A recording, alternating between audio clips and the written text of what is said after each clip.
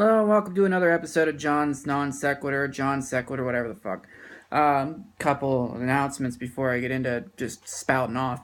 I think, and I haven't discussed this with one of my co-hosts, but I've discussed it with the other one, that we might be seeing the end of Just Another Horror Podcast, and also the end of this show, and what's going to happen is we're going to meld them, that's sexy, into one beast thing creation where we spout off about bullshit and don't review horror movies such as Shockma or the one about the chainsaw hookers that we did.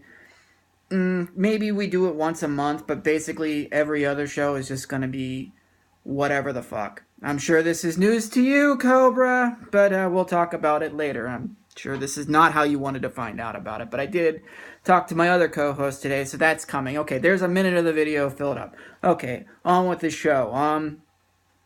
I wanted to talk about today fixing sports, or if sports fixing is a thing. And I wanted to do it specifically today because Gonzaga is playing North Carolina tonight. And to me, first of all, that is evidence that sports is not usually fixed, at least not in the determining which team wins what game kind of scenario. Because if it was, it would make a lot more sense for South Carolina to be playing North Carolina and then South Carolina pulling off this miracle victory. Instead, you get Gonzaga, who's my favorite college basketball team and has been for a while, taking on North Carolina, who will probably beat their heads in, which it should be because North Carolina has superior athletes on that team. Anyway, there's been accusations of sports fixing since probably forever. The Chicago White Sox in 1919, I believe, purposely threw a World Series by making plays here and there that would cost them a game so it wasn't blatantly obvious, but they got found out. And ever since then, there's been accusations. I mean, here's some of the ones I can think of off the top of my head. Dale Earnhardt wrecks at Daytona, and then Dale Earnhardt Jr. wins the next time they go to Daytona. Okay. The Patriots win their first Super Bowl because 9/11 happened. Okay, that's a stretch. I don't think most of America was like, go Patriots because your colors are the same. Some other ones that are really iffy to me are Sacramento against the LA Lakers. I can't remember what year it was, but there were plays where Mike Bibby was getting punched in the face and the referees weren't calling it. And there's been claims that David Stern, who ran the NBA, fixed all kinds of things besides that playoff series so that the Kings didn't get draft picks and all this shit. And he hated the Kings and he wanted to see a big market team like LA in there. And then, of course, there's other things like the Super Bowl where the electric went out and the Ravens won the Super Bowl. I don't know why people would think that they'd want to fix it so the Ravens win the Super Bowl. Something about Ray Lewis retiring, but he already had a Super Bowl, so that doesn't make a hell of a lot of sense.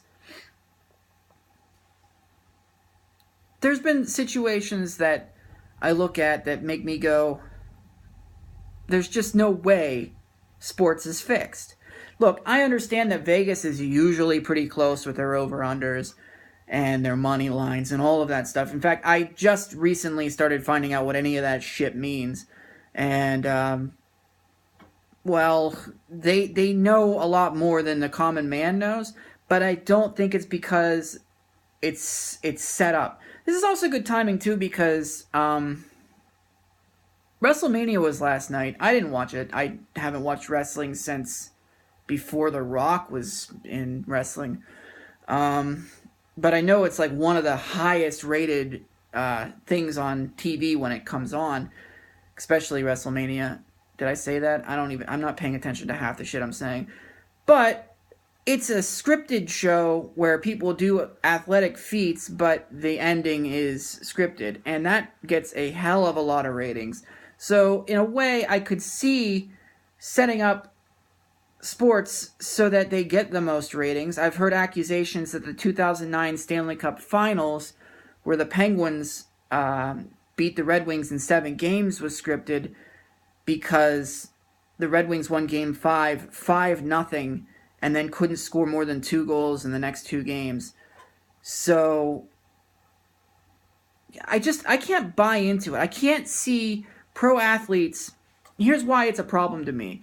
When you're moving up through the age ranks, high school, college, pros, at what point do they say, hey, stop for a second here. We're not doing this for winning and losing anymore. We're doing this for profit. I mean, for one thing, you're going to have games like, not to bash on any Jets fans out there, but you're going to have games like the Jets versus the Bills in late or early January, right before the season ends, where who the fuck is scripting that? Who cares? Yeah, there's betting lines, but who's betting on it? Who's betting on the Jets and Bills in January? Just shit like that tells me that sports is not scripted. It's not set up.